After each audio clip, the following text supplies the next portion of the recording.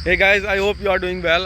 जैसे कि आप सभी को पता लग चुका होगा कि जो इलाहाबाद हाई कोर्ट है उसकी तरफ से जो वैकेंसी आई हैं जिला कोर्ट के लिए, तो लगभग 1000 के अप्रोक्स जो हैं ग्रुप सी यानी कि क्लर्क की वैकेंसी हैं। और जिसमें से कुछ मैथमेटिक्स जिनके पास 12th में है उसके लिए भी उन्होंने एक पोस्ट है अमीन की, वो भी अच्छी पोस्ट है।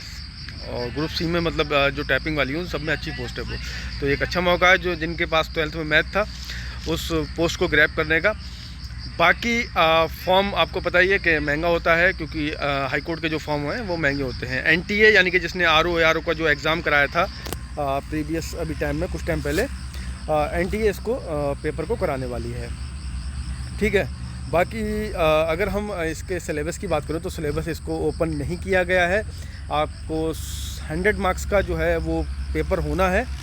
ठीक है। और इसमें 4 सेक्शन दे रखे हैं इन लोगों ने। अब इसमें ये भी मेंशन नहीं है कि वो 4 सेक्शन में मतलब इक्वली डिवाइड करेंगे क्वेश्चंस को। ठीक है। मतलब मैथ आएगी, हिंदी है, इंग्लिश है और इसके अलावा आपके पास जीएस है। ठीक है। ये 4 सेक्शन हो गए, बट इसमें क्लियर नहीं है, कहीं भी मेंशन नहीं है कि 25 क्वेश्चन जो है वो ईच सेक्शन से पूछे जाएंगे। अगर हम पिछले पेपरों की बात करें तो 25-25 ही पूछे गए थे। लेकिन अगर हम थोड़ा सा और अपने दिमाग पर जोर डालें तो जो इलाहाबाद हाई कोर्ट आरओ का एग्ज़ाम हुआ था वो एनटीए ने कराया था, और हमने जो प्रिपरेशन की थी वो पिछले पैटर्न पे की थी, यानी कि 50 क्वेश्चन उसमें तब इंग्लिश के आते थे। लेकिन जब इस बार एनटीए ने पेपर कराया तो वो 50 क्वेश्चन नहीं आया और एक अजीब तरीके का पेपर उन्होंने बना के हमारे सामने दिया। लगभग 13-14 सेक्शन थे, उसके अंदर थे यही पार्ट। ठीक है। ऐसा नहीं है कि उसमें बहुत अलग से कोई सब्जेक्ट आ गए, थे यही पार्ट, लेकिन इसमें ही इन्होंने डिवाइड कर दिया। तो अब इसमें ये कहना मेरे हिसाब से, ठीक है, हो सकता है कि 25 क्वेश्चन ही आए, लेकिन मेरे हिसाब से ये कहना अभी गलत होगा कि एनटीए ने जो है वो चेंज भी कर सकता है। हो सकता है कि 25 की जगह आपको कहीं किसी सेक्शन के 15 क्वेश्चन, किसी सेक्शन के 20 क्वेश्चन, किसी के 30 ऐसे मिल सकते हैं देखने को। तो प्रिपेयर रहें। और रही बात सिलेबस की, तो सिलेबस मैथ है, तो इसका मतलब आपको एक एप्टीट्यूड जो अर्थमेटिक मैथ होता है मोस्टली वही एग्ज़ाम में आता है, तो उसको प्रिपेयर करें अपना मैथ के लिए। बाकी हिंदी तो आप सभी पढ़ते ही होंगे। ठीक है। तो हिंदी में ऐसा कुछ मतलब डाउट वाली बात ही नहीं है। जीएस में तो कोई बाउंडेशन ही नहीं होती, लिमिटेशन ही नहीं होता, वो तो आपको सभी पढ़ना होता है जीएस में।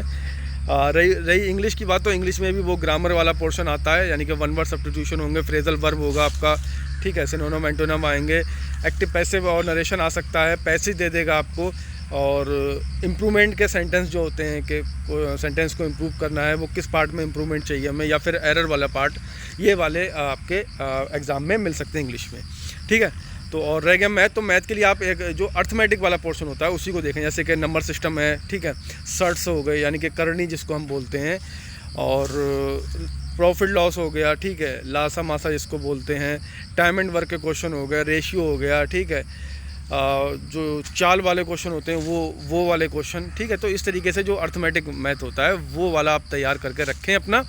बाकी इसमें माइनस मार्किंग होनी नहीं है, तो कट ऑफ का आप ये ध्यान रखें कि लास्ट टाइम जो 126 कट ऑफ गई थी इसकी ग्रुप सी के लिए, तो 126 में अगर हम देखें इसमें 100 का तो पेपर होगा, 50 की होगी टाइपिंग आपकी, 25 की हिंदी और 25 की इंग्लिश वाली। तो उसको अगर हटा दें तो लगभग लास्ट की मैंने अगर देखा था तो 78 मार्क्स थे एक बच्चे के, और उसके 126 मार्क्स हुए थे इधर, तो उसको मौका मिल गया था। तो इस बार आप मान के चलें कम से कम 85 नंबर तो मिनिमम आपको करना ही है अगर आपको कंपटीशन में बने रहना। ये मैं सिलेक्शन के लिए शॉर्ट नहीं बता रहा हूँ, बट लोगों के पिछली बार भी 90+ मार्क्स थे, क्योंकि इसमें माइनस मार्किंग नहीं है। तो माइनस मार्किंग नहीं होती है एग्ज़ाम में, तो एक एडवांटेज होता है हमको, जो हम तुक्का मारते हैं उसमें, क्या पता प्रोबेबिलिटी है उसमें 4 में से आपका एक भी सही हो सकता है या चारों भी सही हो सकते हैं। तो इंसान सभी 100 के 100 क्वेश्चन अटैम्प्ट करता है इसमें, तो कट ऑफ जिस वजह से हाइक भी होती है। तो आप 85 तो मिनिमम मान के ही चलें। अगर 85 आप अगर यहीं कर जाते हैं तो टाइपिंग में थोड़ा सा आपको मेहनत करना पड़ेगी, वरना 90+ का आप टारगेट बना के रखें कि इतने आपको करना है, क्योंकि इसमें माइनस मार्किंग नहीं है। ठीक है। बाकी अगर आपको कोई समस्या है, कोई डाउट है, तो आप नीचे कमेंट बॉक्स में लिख सकते हैं, या फिर जो हमारा चैनल है UPSSC का अड्डा, जिसका लिंक मैं नीचे डिस्क्रिप्शन में दे दूंगा, वहाँ से आप मुझसे रब्ता कायम कर सकते हैं और वहाँ आप पता कर सकते हैं आपका जो भी डाउट है या कोई भी मतलब आपका सुझाव हो, हमारे नेक्स्ट वीडियो जो है वो किस चीज़ पर बनाएं। बाकी फ़िलहाल मैं बहुत जल्द एक सीरीज़ लेके आने वाला हूं जिसमें हम डिस्कस करेंगे UPSSC के जो प्रीवियस ईयर के एग्ज़ाम हुए उसमें जिन जिन एग्ज़ाम में रीजनिंग का पोर्शन आया है, तो उन रीजनिंग के क्वेश्चन को हम डिस्कस करेंगे। उनकी वीडियो बहुत जल्द मैं चैनल पर अपलोड करने वाला हूं, तो बने रहें हमारे साथ। ठीक है, आज के लिए इतना ही। Thank you very much. जय हिंद, जय भारत।